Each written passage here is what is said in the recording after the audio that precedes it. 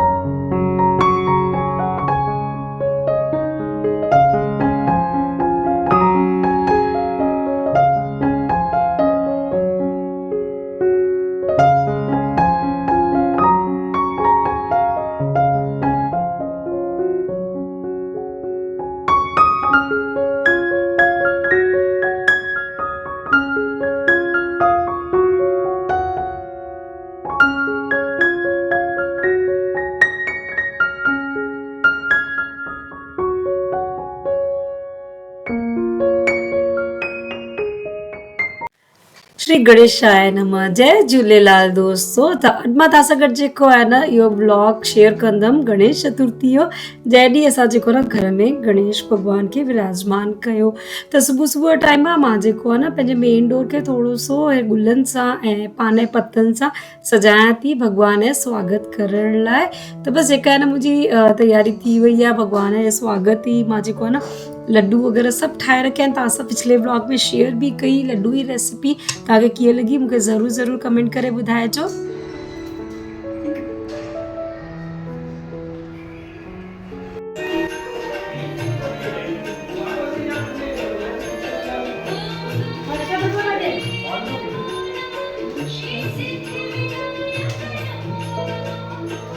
बोलो गणेश भगवान की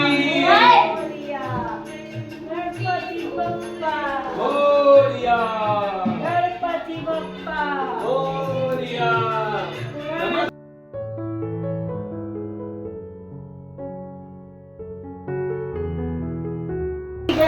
रुको रुको रुको, इधर पलट पलट मत, इधर उधर नहीं कर दे, मम्मी कर रही है। रुक जाओ, रुको आशीष। कहाँ स्थापित हो? कहाँ क्यों स्थापित? नमः बाहर हो जाओ। आशीष रुको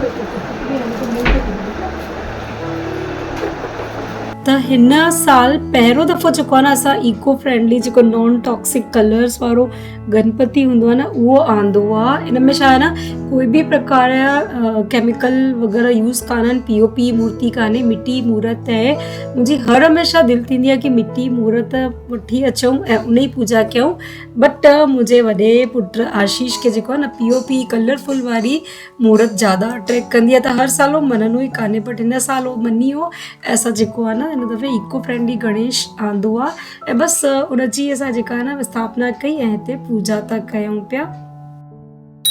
पार्वती पिता महादेव, एक दंत दयावंत चार भुजाधारी, एक दंत दय भुजाधारी, माथे पर तिलक सोहे मूस की सवारी, माथे पर तिलक सोहे मूस की सवारी।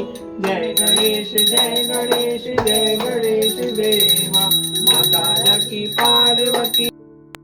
त असां पूरे सपरिवार जेको आहे न गणेश भॻवान जी आरती पूजा अर्चना सभु करे खईसीं ऐं जेको आहे न तव्हां सभिनि खे वरी से हिकु दफ़ो गणेश चतुर्थी लख लख वाधायूं हुजनिव। गणेश भॻवान कनि कि तव्हां सभिनि जी जेका आहे न जीवन जा विघ्न हरी वठनि ऐं तव्हां सभिनि जे जीवन में जेका आहे न ख़ुशहाली अचे। दर्शन करे वठो तव्हां सभई बि गणेश भॻवान जो, कान्हा जो ऐं भोलेनाथ जो। त हलो त हाणे रंधिणे में मां जेका आहे न साड़ी चेंज करे खई, जेका मां सुबुह पाती साड़ी पाए करे जेको आहे न किचन जा कमु करणु सवलो न हूंदो आहे, ॾाढी ॾुखाई थींदी आहे। छो जो त असांखे आदत हूंदी कान्हे सिंधियुनि खे जनरली कि असां साड़ी पाए करे घर जा रंधिणे जा कमु कयूं। त बसि मां जेको आहे न चेंज करे सिंपल ई घरी कुर्ती पाए करे अची वियमि ऐं हिते न उबड़ियल आलू मां वटि रखियल आहे, जंहिंजी जेका आहे न मां थोरी रस वारी भाॼी पई ठाहियां। सुबुह नाश्ते में आलूअ पराठा कया मां ॿारनि लाइ, त आलू उबड़ियल रखिया हुया।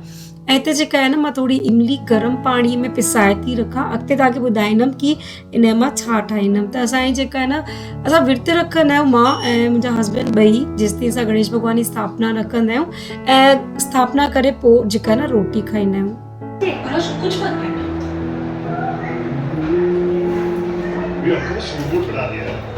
Ready?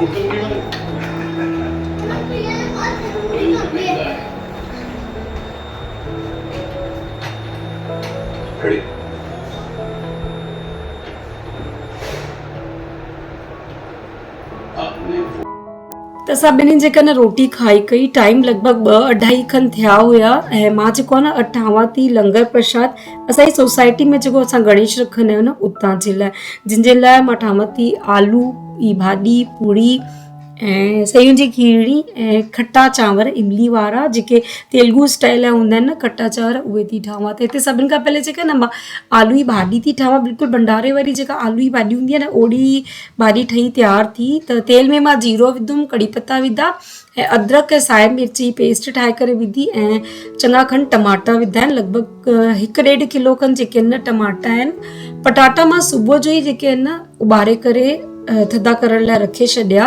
टमाटनि में हाणे मां हिते विधुमि लूणु ऐं हिनखे जेको आहे मिक्स करे ढके करे सुठे सां जेको आहे न हिनखे सिझाए वठंदासीं ताकी टमाटा जेके आहिनि न नरम थी वञनि, सुठे सां सिझी वञनि। त हिनखे मां ढके करे रखे छॾियमि मिलाए करे। ऐं हाणे जेको आहे न असां कयूं था हिते ॿी तयारी। त मां जेको आहे न पहले त मां वटि 2 टप आहिनि गुलाबी, इन्हनि खे मां मले वठंदमि छो जो त मां हिन में ई चांवर खटा ऐं पुड़ियूं वग़ैरह तरे करे रखंदमि। उन लाइ जेको आहे न मां हिनखे साफ़ु पई कयां।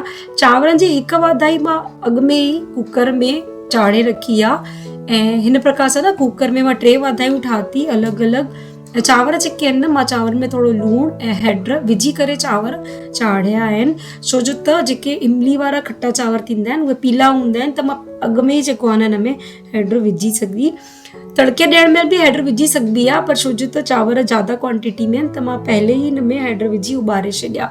हाणे ठाहींदासीं सयूं जी खीरणी। त सयूं जी खीरणी लाइ मां जेको आहे न तईअ में घी विधुमि ऐं सयूं विझी करे सयुनि खे हाणे सुठे सां भुनी वठंदासीं।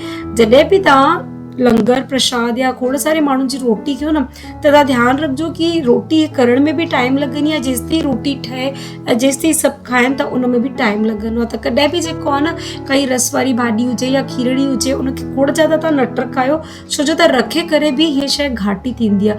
त ॾिसो जेतिरी मां तईअ में हिन महिल खीर विधो आहे न एतिरो ई लॻभॻि खीर 10 मिंट खां पोइ बि हूंदो, मां वधीक खीर खे न टरकाईंदमि। हिते टमाटनि खे ॾिसूं था त टमाटा बि जेके न सुठे सां ॻरी विया आहिनि। त हिन में मां मसाला विझी कया जंहिंमें मां विधुमि हैड, धाणा, काश्मीरी ॻाढ़ा मिर्च, तिखा वारा ॻाढ़ा मिर्च ऐं भुनियल जीरे जो पाउडर ऐं लूणु मां ऑलरेडी जेको आहे न टमाटनि में विझी खयो। त हिनखे सुठे सां असां करे वठंदासीं हिते मिक्स ऐं जेको आहे न सिझाए वठंदासीं, मसालनि खे थोरो सो भुनी वठंदासीं ताकी जेको मसालनि जो कलर ऐं ख़ुशबू रंगत जेका आहे न सुठे सां हिन में अचे। त ॾिसो हिते जेको आहे न मसालनि खे मां सुठे सां भुनी कयुमि, पूरो जेको तेल आहे न पासीरो थी वियो, टमाटनि जे मथां तेल अची वियो आहे।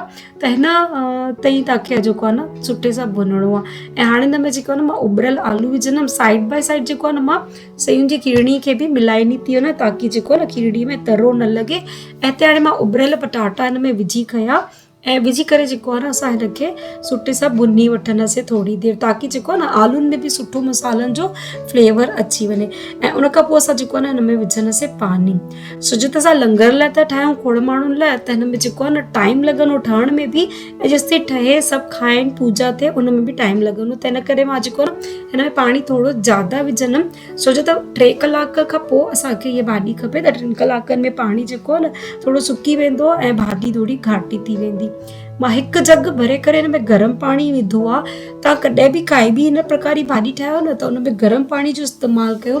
थधे पाणी सां जेको आहे न भाॼी जे सवाद में फ़र्क़ु बि ईंदो आहे ऐं जेको आहे न वरी से नई सी भाॼी जेका गरम थींदी आहे न उन में बि टाइम लॻंदो आहे। गरम पाणी गरम भाॼी में विझंदव त जेको आहे न टाइम बि तव्हांजो बचंदो आहे।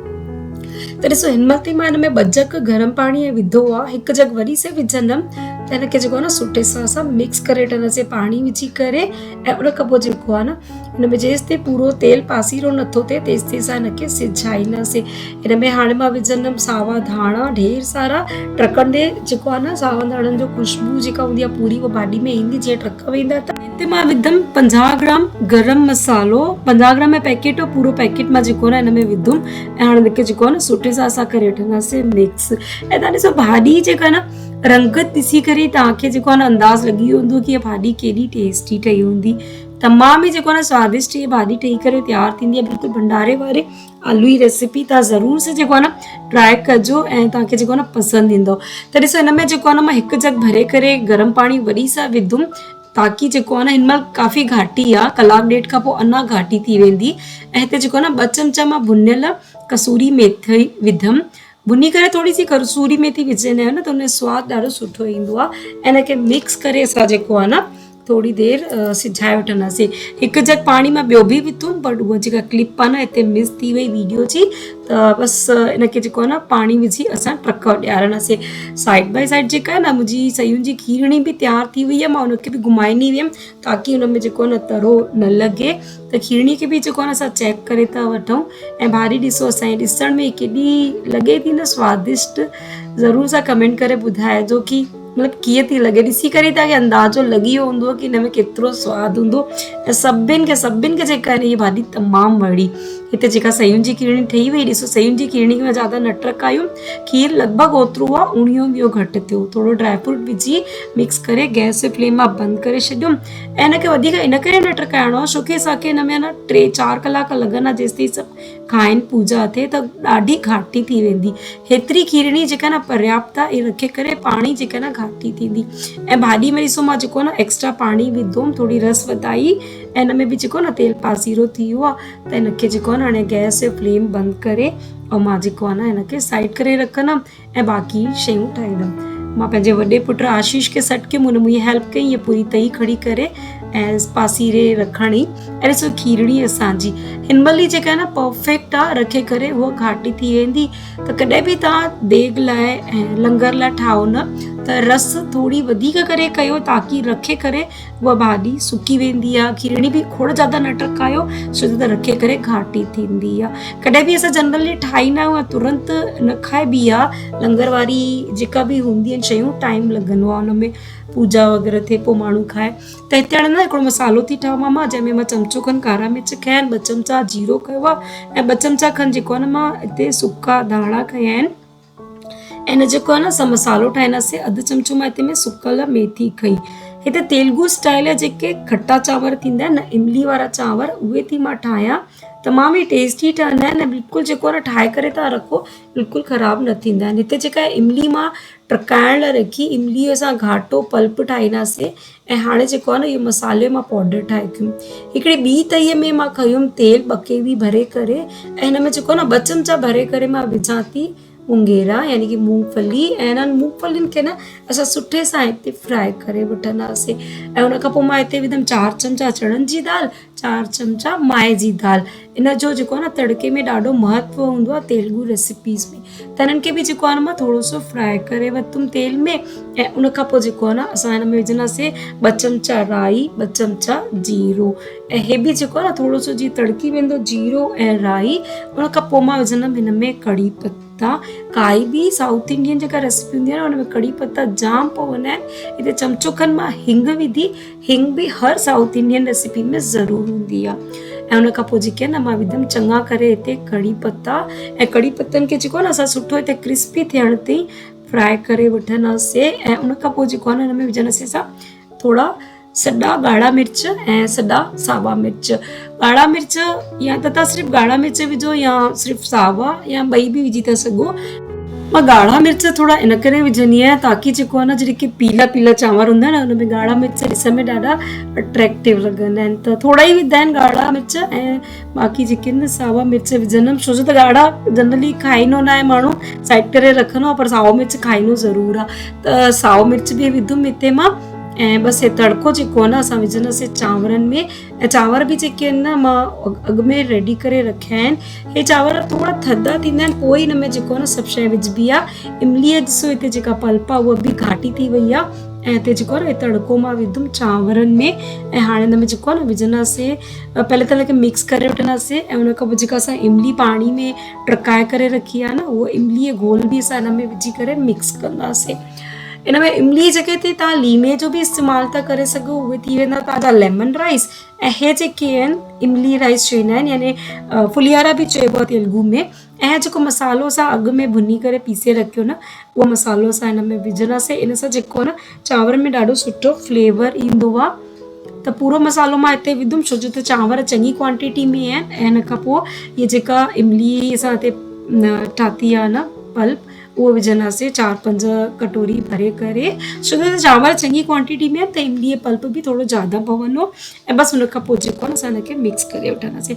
मां सोचियो त इमली हाणे ई टकाई आहे त थोरी गरम आहे, तव्हां जेको आहे न अॻु में बि 1-2 ॾींहं पहले टकाए करे पल्प ठाहे करे फ्रिज में रखे था सघो ऐं जेॾीमहिल चांवर ठाहियो हुन में विझी छॾियो ऐं बसि सुठे सां तव्हां करे वठो हुनखे मिक्स। ऐं हे जेके इमली वारा चांवर आहिनि तमामु टेस्टी ठहंदा आहिनि। वॾी ख़ासियत हिन ईअं की न 2 खां 3 ॾींहं था ठाहे रखो ख़राब न थींदा आहिनि ऐं तव्हां जेको आहे न सफ़र में बि इहे चांवर खणी वञी था सघो, बिल्कुलु जेको आहे न ख़राबु कोन थींदा इहे चांवर। ऐं हाणे जेको आहे न मूंखे पूड़ी ठाहिणी त मां पंहिंजे हस्बैंड खे चयोमांनि की तव्हां मुंहिंजी मदद कयो छो जो त खोड़ सारी पूड़ियूं ठाहिणी, मूंखे लॻभॻि 100-125 खनि पूड़ियूं मां ठातियूं त मां चवां पई की तव्हां मां वेलन निती न ऐं तव्हां ठाहियो त असां जेको आहे न पूड़ी असांजी जल्दी थी वेंदी। त हिननि पहले कॾहिं पूड़ी वग़ैरह न तरी अथऊं त मां जेको आहे न हुननि खे पहले हिकु पूड़ी तरे करे ॾेखारनि पई की कीअं तरणो आहे। उन खां पोइ जेको आहे न हे बिल्कुलु सम्झी विया ऐं बाक़ी सभु पूड़ियूं हिननि पूरी पाण सां तरियऊं ऐं ॾाढी सुठे सां जेको आहे न पूड़ी तरे करे हिननि तयारु कयूं।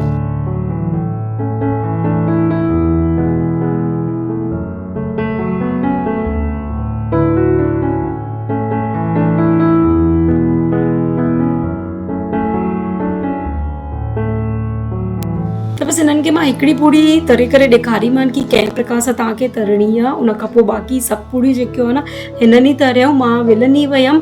उन सां जेको आहे न असांजो कमु जल्दी थी वियो छो जो त हिकु माण्हू कंदो आहे त कोई बि कम में टाइम लॻंदो आहे, पर 2 माण्हू थींदा आहिनि त जल्दी थींदो आहे। चवंदा आहिनि न 1 और 1 11, 1 और 1 कॾहिं 2 न थींदा आहिनि, 1 और 1 11 थींदा आहिनि। त जॾहिं 2 माण्हू मिलंदा आहिनि न त शक्ति त वधी वेंदी आहे, कम जी स्पीड बि वधी वेंदी आहे। त हिते बसि मां हिननि खे 1 पूड़ी तरे ॾेखारीमानि। उन खां पोइ बाक़ी सभु पूड़ियूं जेके आहे न हिननि तरियऊं ऐं ॾाढी सुठे सां तरियऊं। मां बिल्कुलु सोचियो न हुअमि की हे पहिरियों दफ़ो ई तरनि था, कॾहिं हिननि पूड़ी वग़ैरह न तरी अथऊं, ॾिठी अथऊं चङा दफ़ा की मां कीअं तरंदी आहियां, खाधी बि अथऊं, पर पाण सां जेको आहे न तरी न अथऊं। त पहिरियों दफ़ो ई कयूं पर ॾाढी सुठे सां जेको आहे न पूड़ियूं हिननि तरे करे रेडी कयूं।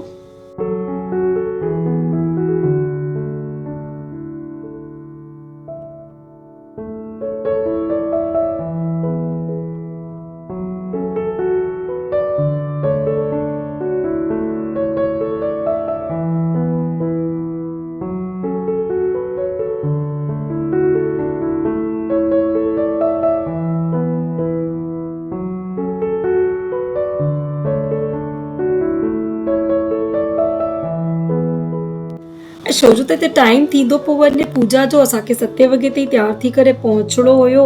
मूंखे जेको आहे न पूजा ते वञण खां पहले घर जी बि जेका आहे न गुरू महाराजनि जी आरती, गणेश भॻवान जी आरती करणी, ॿारनि खे तयारु करिणो ऐं सुबुह वारी साड़ी पाईंदमि मां वरी सां, त मूंखे जेको आहे न टाइम लॻणो। त मूंखे हिननि जेको आहे न मां पहले त हिकिड़ी ॿी तई रखी कई, उन में चङी पूड़ियूं तरे कई।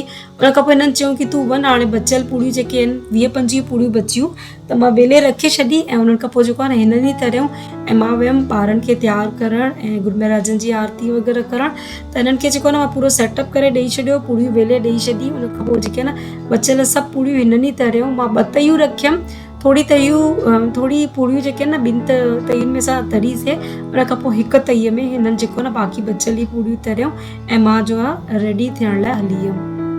त हिते जेको आहे न तयारु आहे असांजो लंगर जो खाधो, जंहिंमें जेके आहिनि न पूड़ियूं आहिनि, सेयुनि जी खीरणी आहे, हे ड्राई फ्रूट ऐं लड्डू जेके मां ठाता हुया, मोदक गणेश भॻवान लाइ, ऐं हीअ असांजी रस वारी आलू जी भाॼी, भंडारे वारी आलू जी भाॼी, ऐं हे तेलुगु स्टाइल जा जेके इमलीअ वारा चांवर तमामु टेस्टी ठहंदा आहिनि। त बसि तयारु आहे सॼी रोटी। मां जेको आहे न ॿारनि खे बि तयारु करे वरितुमि ऐं मां बि कपिड़ा चेंज करे वरितमि ऐं उन खां पोइ जेको आहे न इहे सभु जेके शयूं आहिनि मां डोंगनि में विझी करे हेठि असांजी सोसाइटी में जिते गणेश रखंदा आहिनि उते वेंदासीं। असांजी सोसाइटी में गणेश रखंदा आहिनि त 5 ॾींहं रखंदा आहिनि। हिकु फैमिली जेको आहे न हिकु ॾींहुं प्रसाद खणी वेंदी आहे ऐं जेको आहे न पूजा में ब्राह्मण सां वेहंदी आहे। ऐं फ्रेंड्स, हीअ जेका मुंहिंजी साड़ी आहे न, मुंहिंजी शादी साड़ी आहे, मुंहिंजी मम्मीअ मूंखे शादी में ॾिनी हुई ऐं मूंखे जेका न ॾाढी वणंदी आहे। तव्हां ॿुधाइजो की हीअ साड़ी कीअं लॻी, कमेंट ज़रूरु कजो। आशा थी कयां तव्हांखे बि पसंदि ईंदी। मुंहिंजी त फेवरेट साड़ी आहे। त बसि सभु जेको आहे शयूं मां पैक कई ऐं हाणे असां वेंदासीं हेठि सोसाइटी में गणेश पूजा में।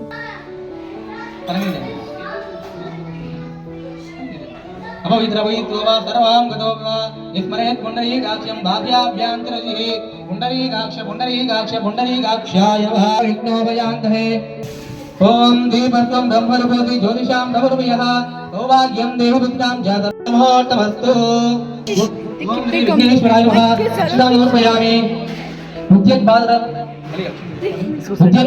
दाशं मन्द्यावनं नवं वीरावन्द्रं दिव्यं सिन्दूरं नमस्कां ओम श्री विघ्नेश्वराय नमः सिन्दूरमर्पयामि